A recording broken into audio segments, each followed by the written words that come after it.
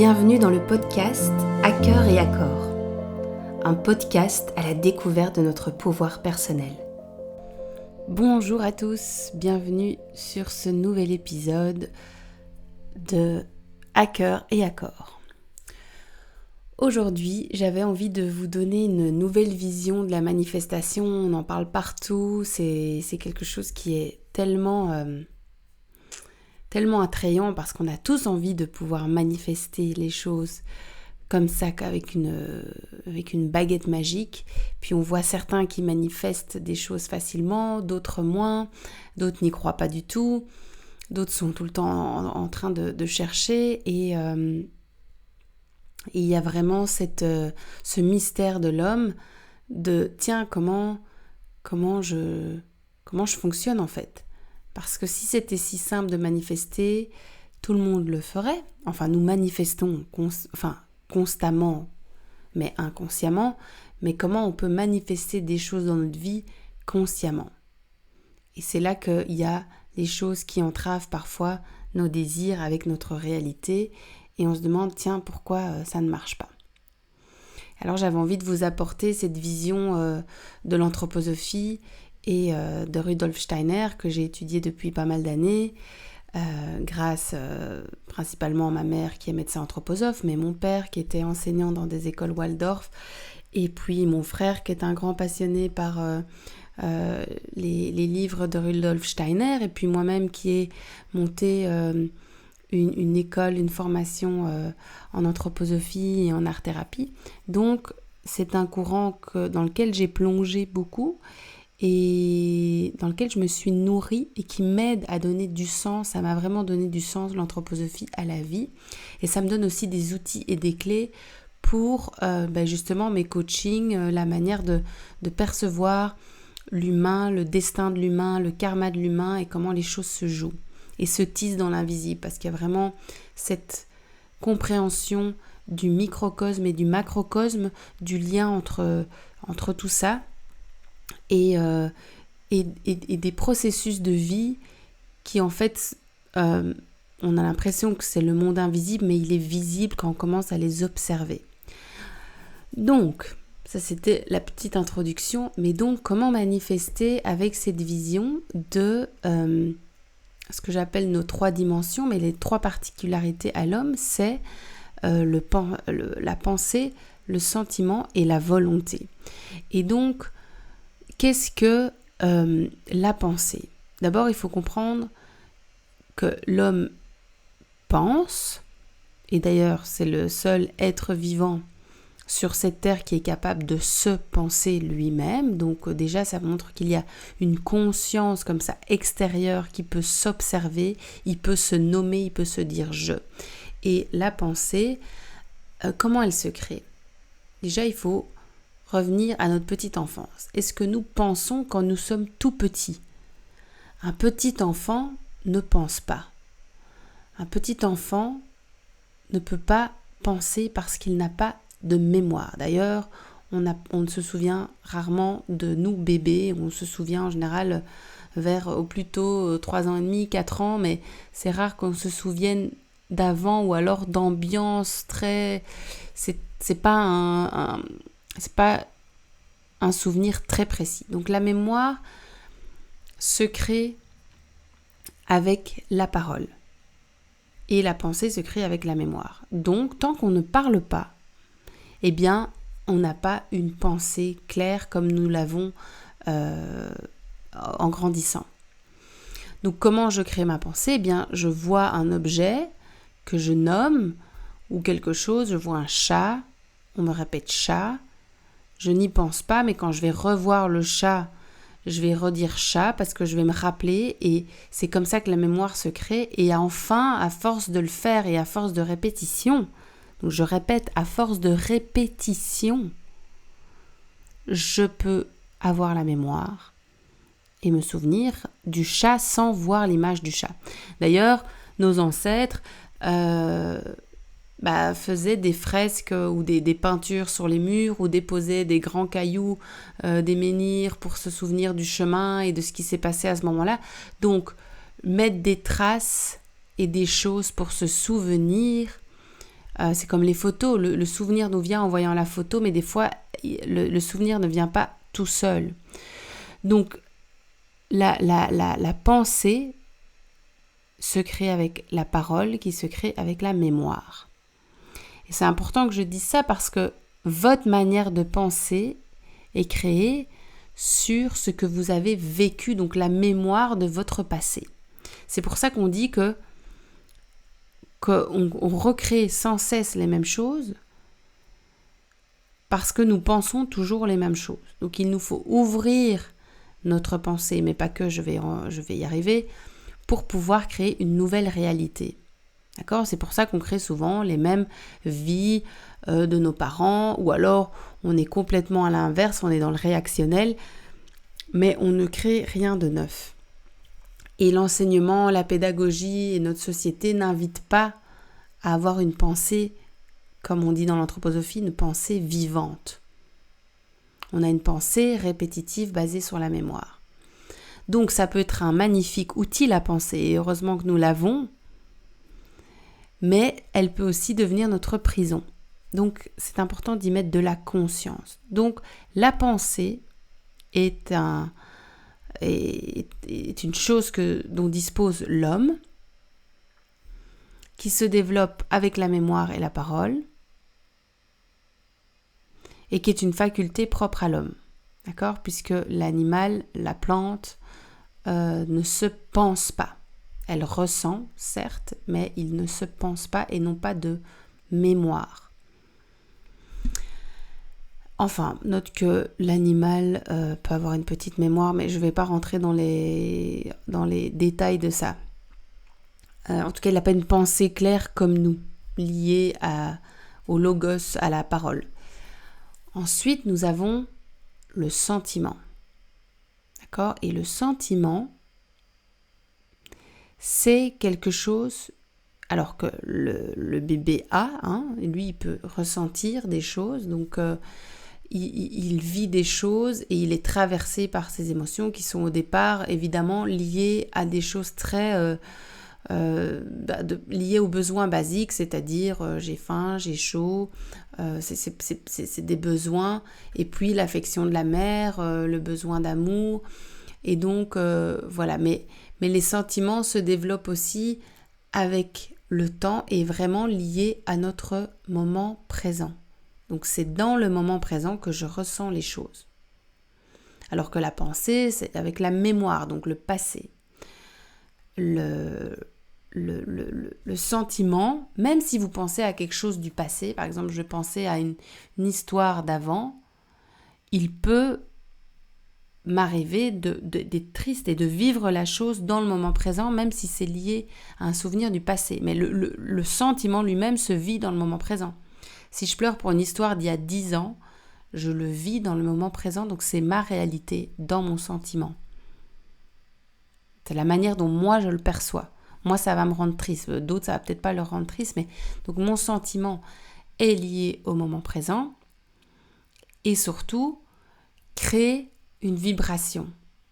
Donc plus j'ai des vibrations de choses tristes ou en colère ou de rancunier, ou plus je vais avoir des énergies basses, plus j'ai des sentiments d'énergie haute, d'amour, de joie, de fun, plus je suis dans une vibration haute.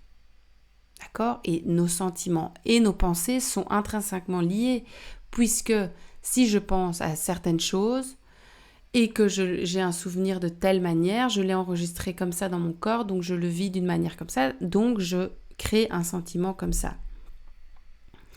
Donc ce que je pense va créer mon état émotionnel, la manière dont je pense et je perçois les choses. Et ça a été enregistré par mes conditionnements. J'espère que vous me suivez toujours là. Ensuite, il y a une troisième chose que nous portons en nous, l'homme, qui est très important, c'est la volonté. Et je parle bien de la volonté parce que c'est séparé, écoutez-moi bien, c'est séparé du sentiment et de la pensée. C'est-à-dire que la pensée est reliée à la tête, le sentiment est relié au cœur, mais la volonté, elle est reliée à quoi ? La volonté, elle est reliée à vos membres, à ce qui vous met en action. Un petit enfant qui a la volonté de se mettre debout n'a pas pensé à se mettre debout. Vous voyez ce que je veux dire? C'est ses membres, c'est quelque chose, c'est une énergie de vie qui monte en vous, qui n'est pas dans votre pensée. C'est quelque chose qui vous met en action. D'accord? Alors bien sûr qu'adulte, je vais aller marcher et donc c'est vous qui décidez d'aller marcher, mais il y a aussi des gens qui pensent je vais marcher et qui n'y vont jamais, ou qui vont faire du sport et qui n'y vont jamais. Donc c'est comment cette tresse entre la pensée, le sentiment, la volonté se crée pour pouvoir manifester. Et il faut que ces trois choses s'alignent, pour que les choses se manifestent. Et la volonté, parfois, c'est le plus dur parce que, justement, l'humain est quand même une machine mystérieuse et compliquée. Et donc, parfois, il est difficile de se mettre en mouvement parce qu'on est anéanti par nos émotions, parce qu'on est anéanti parce que nous pensons.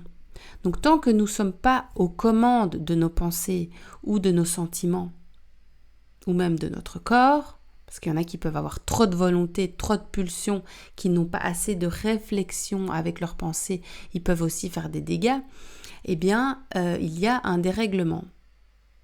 Donc, le but ultime ici, je ne suis pas en train de vous dire, c'est de trouver la perfection, puisque la perfection n'existe pas, hein. Il faut bien accepter que l'humain n'est pas parfait, mais par contre, comprendre comment nous fonctionnons nous permet de revenir aux commandes et de quand même donner une direction à notre vie, à notre chemin de vie, à notre destinée. Et donc pour cela, c'est important de connaître et de comprendre, tiens, comment fonctionne ma pensée, comment je pense, comment je me pense, comment je pense le monde, et plutôt de rester en réflexion, à se poser des questions plutôt que de croire de tout savoir. Ça, c'est aussi quelque chose dans notre société, on pense tout savoir, tout maîtriser, alors que en ouvrant des questions, on ouvre les possibles. Ensuite, comment je ressens la vie, comment je me ressens, et de comprendre que comment je me ressens est lié à mon passé et n'est pas une vérité. Si je suis quelqu'un qui est ultra sensible ou qui est tout le temps dans le drame ou qui trouve toujours triste ou qui pleure tout le temps, c'est parce que vous n'avez pas une compréhension de votre monde intérieur et d'où cela vient et vous êtes juste à fleur de peau tout le temps. Moi j'ai été là-dedans, j'ai l'impression d'être une éponge, je pleurais tout le temps, j'étais empathique à souhait et j'ai appris à comprendre ce qui m'appartenait pas, ce qui m'appartient à l'autre, ce que ça venait réveiller chez moi comme tristesse ou où je portais une tristesse tellement grande, j'avais comme mon seau de larmes tellement rempli que n'importe quelle petite chose me permettait de sortir tout mon seau, même si l'histoire ne m'appartenait pas. Donc j'ai dû apprendre à comprendre mon monde émotionnel pour pouvoir le maîtriser, pour pouvoir l'accueillir. Quand je dis maîtriser, c'est pas lui mettre quelque chose sur la bouche et le ligoter, non, c'est le maîtriser, c'est l'accueillir, le voir, l'accepter et puis de continuer. Je suis traversée par une émotion, je suis traversée par la tristesse, je suis traversée par la colère. Tiens, qu'est-ce que ça vient dire de moi? Comment je pose mon regard dessus? Comment je le pense? Comment je juge aussi ce sentiment? Parce que souvent on juge nos émotions, parce qu'on est dans une société comme ça, donc on ne peut pas l'accueillir, cette émotion. Et la volonté, comment je me mets en action? Comment je me lève et malgré mes émotions, ma peur, ma fatigue, tout ça, comment je me mets quand même en action?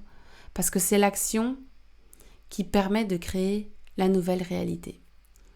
Si vous avez un chemin devant vous et que vous restez assis et que vous pouvez imaginer prendre ce chemin et que vous pouvez imaginer les sentiments que vous allez vivre, si à un moment vous ne mettez pas un pas devant l'autre pour aller dans le chemin, vous ne serez toujours qu'à imaginer cette chose-là. À un moment donné, il faut marcher, prendre le risque. Et oui, votre tête peut vous dire qu'il y aura un lion sur le chemin ou alors que le prince charmant sera au bout et vous attend. Mais tant que vous restez assis, vous ne savez pas s'il y aura un lion ou un prince charmant. Et oui, c'est peut-être risqué. Oui, c'est dangereux, oui, ce n'est pas raisonnable, peut-être, mais tant que vous ne prenez pas le chemin, vous restez à la même place. Et le but de l'homme n'est pas de rester à la même place. Le but de l'homme, c'est de marcher, c'est de se mouvoir, c'est d'avancer. On est en perpétuel changement, en perpétuelle évolution. Et quand on va à contresens de ça, on souffre. Donc pour manifester, c'est important de voir clair, de réguler ses émotions, de comprendre sa manière de penser qui sont en lien avec nos croyances, qu'on appelle nos croyances limitantes, et d'activer notre volonté, donc de se mettre en action et donc de faire des choses concrètes qui font du bien à notre corps, à notre esprit, à notre âme et qui vont dans la direction de nos désirs.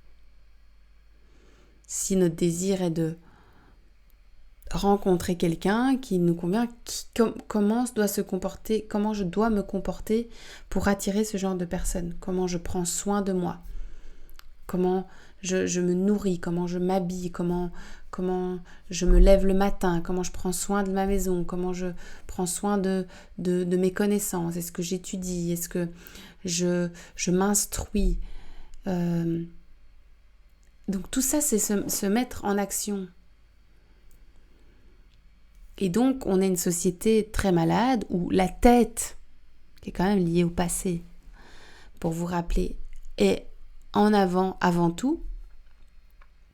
Peut-être qu'aux États-Unis, on est à fond dans l'action et arriver à faire et pas à penser. Donc il y a des dégâts aussi d'être que dans l'action et de pas mettre des choses réfléchies dedans. Et puis on est handicapé du sentiment, alors que c'est notre cœur et que c'est notre cœur notre boussole pour nous guider justement. Et les gens sont en quête de sens perpétuel, les jeunes surtout, alors qu'on est complètement coupé de nos sentiments et on ne donne pas cette place dans notre société. Et l'analyse, par exemple, ou la psychanalyse, c'est vraiment expliquer pourquoi vous avez ces comportements-là. Donc on comprend pourquoi on est comme ça, pourquoi on est anxieux, pourquoi on est jaloux, pourquoi on n'arrive pas, pourquoi on manque de volonté, justement, pourquoi on manque de sommeil. Donc on l'explique parce que petit, ma mère ne m'a pas donné de la sécurité, mon père n'était pas là, ma mère était alcoolique, mon frère m'a battu. Enfin, on va expliquer tout cela. Mais on va l'expliquer avec la tête, donc on ne va pas ressentir ce que ça nous fait. Pourquoi ? Parce qu'on n'a pas envie de ressentir ce que ça nous fait, parce que ça fait mal. Mais c'est le seul chemin pour ouvrir son cœur. C'est d'enfin ouvrir son cœur et de ressentir les choses. Et quand justement on a ouvert le cœur, on ressent les choses, et enfin ça circule de nouveau, il faut imaginer ça comme un courant, et l'eau coule et traverse, que la volonté s'enclenche, puisque c'est la volonté, c'est le mouvement aussi. Les sentiments, c'est le mouvement, mais c'est ça qui actionne justement notre volonté. Et souvent, quand on est bloqué dans la volonté, c'est parce que on est bloqué dans notre tête ou bloqué dans notre cœur. Donc, pensée, sentiment, volonté. Retenez ça. Observez vos pensées. Voyez à quel point vous laissez la place à vos émotions, mais surtout, parce que souvent, les émotions, vous les sentez, on ne peut pas ne pas les sentir, mais comment vous les jugez ? Parce que c'est bien de pleurer et être triste, mais il y a des gens qui disent « Je suis tout le temps triste, je suis tout le temps anxieuse, je suis tout le temps déprimée. » Non, pleure au moment où tu pleures et puis hop, tu continues. Et quand tu ne t'identifies pas à ce sentiment, 2 heures plus tard, tu n'es plus cette personne malheureuse et triste. Tu es de nouveau dans ta vie, dans ta puissance, dans ce que tu dois accomplir. C'est ok de se laisser traverser par une émotion. Et la volonté, c'est d'aller au-delà justement de cette emprise, de ces croyances limitantes qui nous empêchent, parce qu'on a peur du jugement, on a peur du regard des autres, on a peur de l'échec, on a peur de manquer, on a peur, alors on ne fait rien et on reste sur place. Et la vie passe, le temps passe et on ne manifeste pas nos rêves. Donc retenez cela. pensée, sentiment, volonté. Et si vous avez envie d'y voir encore plus clair, n'hésitez pas à faire appel à mes services. J'adore ça, aller dénouer les prisons, les matrices des gens pour pouvoir ouvrir justement les possibles. Si ce podcast vous a aidé, éclairé, n'hésitez pas à le partager, à actionner la petite cloche, à mettre 5 étoiles. Merci pour votre écoute, cela vaut tout l'or du monde pour moi. Et je vous dis à bientôt sur un prochain épisode. Ciao.